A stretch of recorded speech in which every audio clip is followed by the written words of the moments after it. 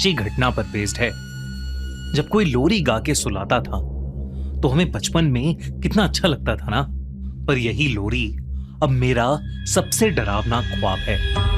हमेशा से नहीं, बस पिछले 1 महीने से। मेरा नाम साहिल है और मैं 25 साल का हूं।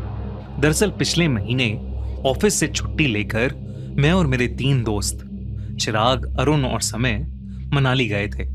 हमारा ऐसे अचानक छुट्टी लेना इत्तेफाक नहीं था। अभी कुछ 3-4 महीने पहले समय के छोटे भाई की मौत उसके स्कूल की ट्रिप पे किसी गाड़ी से टकराने की वजह से हो गई थी और तब से हर पार्टी की जान होने वाला, सबको हंसाने वाला समय सहम गया था। तो उसको और हमें पुराने समय की याद दिलाने की कोशिश में हम निकल पड़े मनाली की ओर। सब कुछ अच्छा जा रहा था।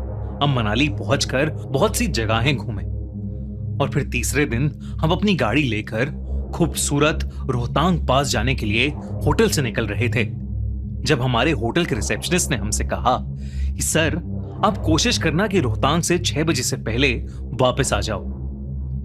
जब हमने उससे इसका कारण पूछा तो उसने कहा कि रोहतांग का मतलब होता है वैली ऑफ डेथ, यानी लाशों का ढेर। उसने कहा कि यहाँ के लोकल लोग भी 6 बजे अपने घर के दरवाजे बंद करके अंदर चले जाते हैं, क्योंकि ऐसा कहा जाता है कि यहाँ कई 100 साल पहले जो भी रात में रोहतांग पास पर आता था वो अगले दिन कहीं वादी में मरा हुआ पाया जाता था। यहाँ के अथॉरिटीज उसको ठंड या एक्सीडेंट के कारण मौत बता देते थे, लेकिन लोकल्स का मानना था कि रोहतांग में एक मायावी साया घूमता है और ये उसी का काम था। हमारी उस होटल रिसेप्शनिस्ट की बात पर हंसी निकल गई। हम सब सोच रहे थे कि कितने ज्यादा टूरिस्ट यहाँ आते हैं और ये एकदम बेकार की फालतू कहानी है। इसलिए हम बेपरवाह होकर मनाली से रोहतांग पास के लिए निकल गए। हंसते गाते हम अपनी मंजिल पर पहुंच ही गए, रोहतांग पास। कुछ 4-5 घंटों के ट्रैक के बाद हम चारों ने लौटने का फैसला किया, क्योंकि अंधेरा भी बहुत हो गया था और धीरे धीरे धुंध भी बढ़ती जा रही थी। रात के करीब 9-9:15 बज रहे थे। रोहतांग में टूरिस्ट तो छोड़ो, अब कोई भी नहीं दिख रहा था। हम काली अंधेरी रात में लगभग की सड़क दिख रही थी, ना मोड़। एक गलती और हम खाई में गिर सकते थे।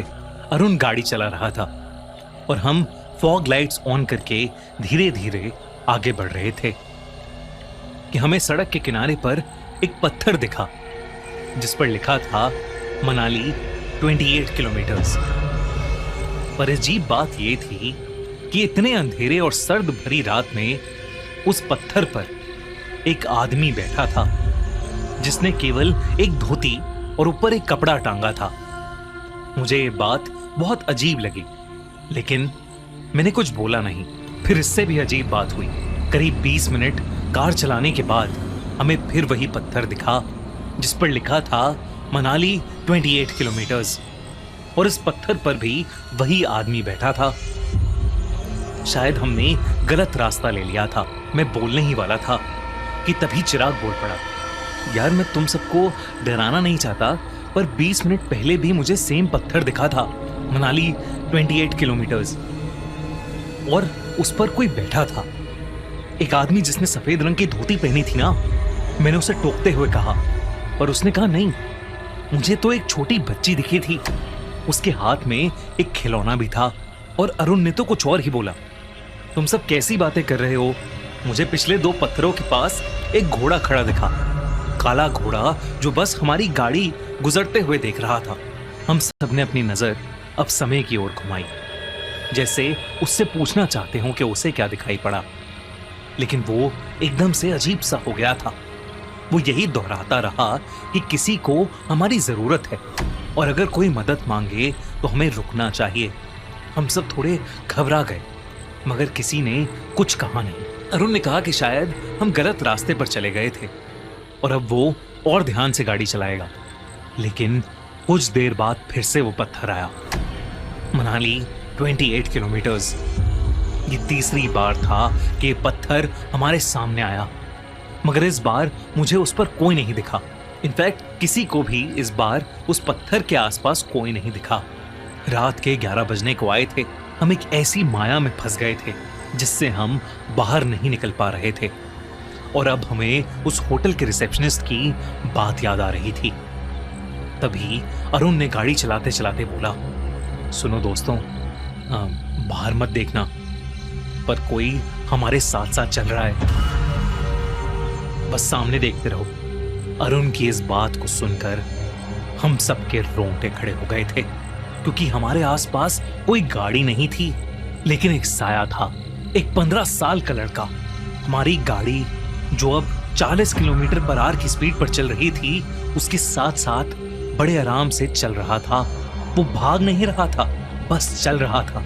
उसके कपड़े मिट्टी से सने थे और उसके चेहरे पर कई सारी चोटें लगी हुई थी। हम सब उसे देखकर बहुत डर गए थे। तभी समय ने कहा कि शायद इसे हमारी मदद चाहिए, और उसने अपनी खिड़की खोल ली और उस बच्चे की ओर बस एक तक देखता रहा। अरुण ने बहुत कोशिश की कि सेंट्रल कंट्रोल से उसकी खिड़की बंद कर दे, लेकिन वो कर ही नहीं पा रहा था। हम सबने समय का नाम चिल्लाया और समय को होश में लाने की कोशिश की, और इतने में वो बच्चा पीछे रुक गया। और जब मैंने गाड़ी के रियर व्यू मिरर में देखा तो वो लड़का वहां खड़ा था और वेव कर रहा था, और उसे पीछे के शीशे में देख समय भी मुस्कुराकर हाथ हिला रहा था। इस हादसे के बाद हमने गाड़ी की स्पीड और तेज कर ली, और फाइनली हमें एक पत्थर दिखा जिस पर लिखा था मनाली 16 किलोमीटर्स। हमने चैन की सांस भरी और अरुण ने बस 2 बजने से कुछ मिनट पहले हमें होटल पहुंचा दिया। हम सब ने तय किया कि हम इस घटना के बारे में कल सुबह बात करेंगे, और सब चुपचाप सो गए। पर रात को 3:30 बजे मेरी किसी गाने की आवाज से आंख खुल गई, और मैंने जो देखा उसे देखकर मेरी रूह कांप गई। समय उठा हुआ था और एक छोटे बच्चे की तरह खुद को शीशे में देखकर लोरी गा रहा था।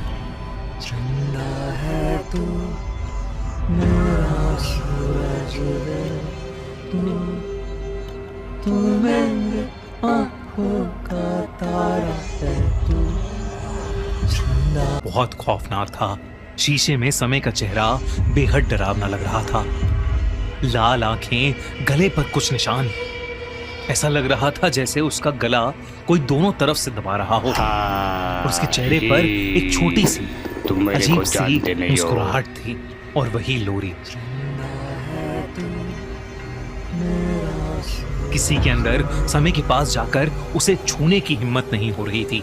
हम सब घबराते हुए धीरे धीरे कमरे से बाहर जाने लगे।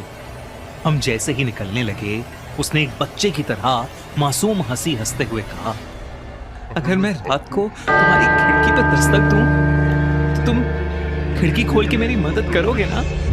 और ये कहते ही वो एकदम से बेहोश हो गया। हम तीनों को यह यकीन सा हो गया था कि शायद समय पर कोई बुरा साया आ गया है। सुबह होते ही हम उसे होटल वाले की बात मानकर वहीं के एक पंडित के पास लेकर गए। उस पंडित ने उसे देखते ही बता दिया कि समय के किसी अपने की हाल ही में मौत हुई है, और उसकी आत्मा का ढोंग करके किसी बुरे साए ने समय को अपने वश में कर लिया है। पहले उस पंडित ने उसकी नजर उतारी, और फिर झाड़ फूंक की, और फिर एक पूजा की, जिसके बाद समय को बहुत सारी उल्टियां हुई, और उस उल्टी में समय के अंदर से कुछ अजीब सा काला गाढ़ा लिक्विड निकला। आज समय पूरी तरह से नॉर्मल है, लेकिन मुझे हर रात उसकी